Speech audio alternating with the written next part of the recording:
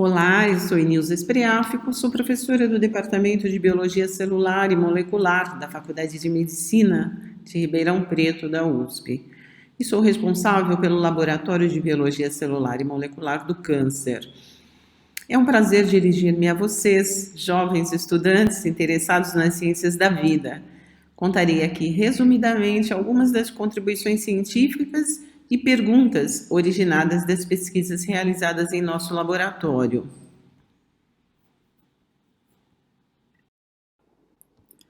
Tendo regressado de um estágio de mais de 2 anos na Universidade de Yale, nos Estados Unidos, e defendido meu doutorado pelo Departamento de Bioquímica da Faculdade de Medicina de Ribeirão Preto em 1992, fui contratada em 1993 pelo então Departamento de Morfologia e dei início à formação do meu laboratório para o estudo das funções celulares da miosina 5.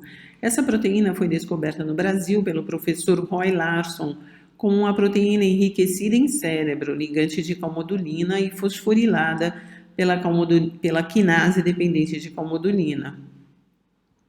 A estrutura primária da molécula, definição dos seus domínios estruturais e localização celular foram objetos de estudo da minha tese de doutorado. Em 1999, o laboratório volta-se para o estudo molecular do câncer, a partir da nossa participação no projeto Genoma Humano do Câncer, coordenado pela FAPESP Ludwig. Durante os quase 28 anos de existência, o laboratório teve atuação intensa e contínua na formação de recursos humanos. Quando o laboratório se volta para estudar o câncer, nós nos perguntamos: por que estudar o câncer? Nós vimos que o câncer é um conjunto de doenças líder em incidência e mortalidade. São patologias diversificadas, graves e debilitantes, e podem ser devastadoras na ausência de tratamento. Mas por que estudar o câncer no contexto da biologia celular? O que me atraiu para esta área não foi a alta incidência do câncer, mas sim que as células cancerosas violam as regras mais básicas do comportamento celular pelas quais os organismos multicelulares são construídos e mantidos, e exploram todos os tipos de oportunidade para fazê-lo. Essas transgressões ajudam a revelar quais são as regras normais e como elas são mantidas. Como resultado, a pesquisa em câncer ajuda a compreender os princípios da biologia celular.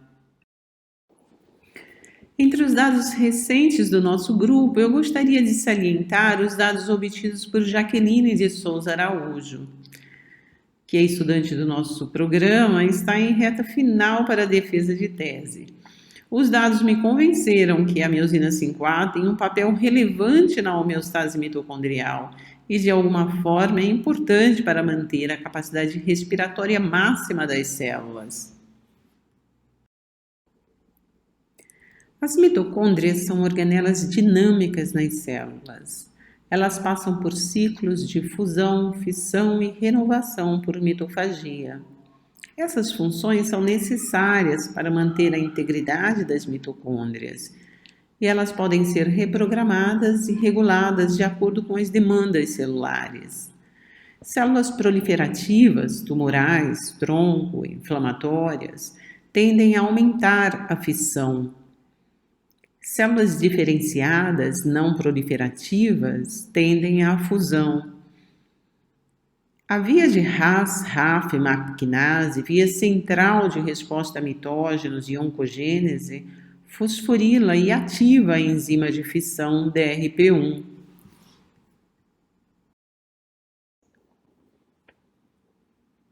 A miosina 5A é praticamente a única miosina 5 expressa na linhagem de células de melanoma metastáticas A375, que será usada para o estudo da miosina 5 em mitocôndria. Isso é interessante, pois reduz a possibilidade de redundância funcional. Essa linhagem de células também é interessante para esse estudo, pois como ela é portadora de mutação no gene BRAF, a via das MAPkinases é constitutivamente ativa e, como resultado, as mitocôndrias são predominantemente fragmentadas. E nós vemos que quando silenciamos miosina 5, as mitocôndrias adquirem um formato tubular alongado, predominando as células com mitocôndrias fusionadas. Para confirmar esses achados, nós nocauteamos o gene MYO5A nessa linhagem de células de melanoma. E nós confirmamos que as células knockout possuem mitocôndrias tubulares mais fusionadas do que as células selvagens. Vimos também que quando a mitospire-1 é superexpressa junto com a miosina 5A, ela recruta a miosina 5A para a mitocôndria, resultando em fragmentação da rede mitocondrial. Não sabemos ao certo como esse complexo funciona, mas certamente deve envolver a ativação do motor molecular de miosina 5A pela RAB11 e mitospire-1 e a geração de força sobre filamentos recém-formados por ação nucleadora de spire-1. Também pode ocorrer entrega de componentes, como por exemplo vesículas, proteínas ou mesmo RNAs que contribuem para o processo de fissão. No laboratório nós estudamos também um complexo de proteínas do retículo endoplasmático que possui 10 subunidades, MC1 a MC10. E nós estamos procurando relacionar o papel dessas proteínas com o câncer. Nós tivemos vários estudantes e, inclusive, um pós-doutorando ligado a esse projeto. E, atualmente, esse projeto está sendo conduzido no laboratório pelo estudante de doutorado, Ayrton de Carvalho Júnior, juntamente com 2 alunas de iniciação científica, Letícia Cassa e Amanda Pita. Uma coisa que vocês vão aprender se vocês entrarem para a área da pesquisa é que muitas vezes não somos nós que levamos a pesquisa, é a pesquisa que nos leva. Aqui fomos levados a estudar genes não codificantes de proteína, quando realizamos uma busca em bancos de dados por genes com expressão restrita a melanoma. E qual a importância de estudar genes não codificantes do genoma humano? O genoma humano tem 75% da sua extensão transcrita. E desses, apenas 2% codificam proteínas. 73% correspondem a genes não codificantes de proteínas. Lembrando Geraldo Vandré, na ciência nós também podemos dizer que quem sabe faz a hora não espera acontecer. Aqui quem faz a hora são os estudantes Cristiano Gonçalves Pereira, Cibele Cardoso e Lucas Goddard, que foram determinantes para as pesquisas sobre o RMEL3. Não temos tempo de entrar em detalhes, mas destacamos 2 pontos. Que o RMEL3 é requerido para a sobrevivência de células de melanoma e que ele tem efeito positivo sobre as vias centrais da oncogênese em melanoma, as vias de MAP quinase e PI3 quinase.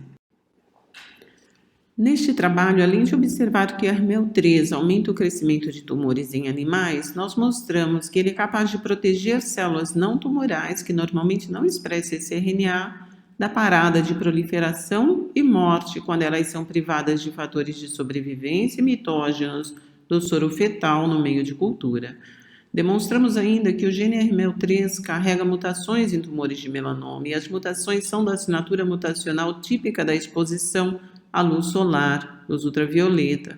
Além disso, observamos maior expressão de RMEL3 em melanomas de regiões da pele expostas ao sol e vimos uma correlação positiva entre a presença de mutação no gene e pior sobrevida do paciente. Nossa principal questão é definir quais são as atividades moleculares do RMEL3 e seu mecanismo de funcionamento, se ele forma complexos com proteínas ou outras moléculas e em que localização subcelular. E também pretendemos definir se moléculas inibidoras do RMEL3 são eficazes para tratar melanomas em testes pré-clínicos em camundongos. Essas questões já foram em parte respondidas por Lucas Goedert e a Bárbara Yasmin Garcia Andrade, estudante de doutorado do programa e recém-qualificada no doutorado, está dando sequência ao estudo brilhantemente. Bem, os próximos passos, então, serão determinar a localização subcelular do RMEL3 juntamente com essas proteínas ligantes na célula, diretamente na célula, e verificar a influência dele em processos diretamente dependentes das vias de MAP quinase e dos fatores de transcrição e APTAS regulados pelas quinases hipo. Com mais detalhes. Nós agradecemos a todos os alunos e funcionários e aos colaboradores internos e externos que nos ajudaram a chegar até aqui. A instituição e as agências financiadoras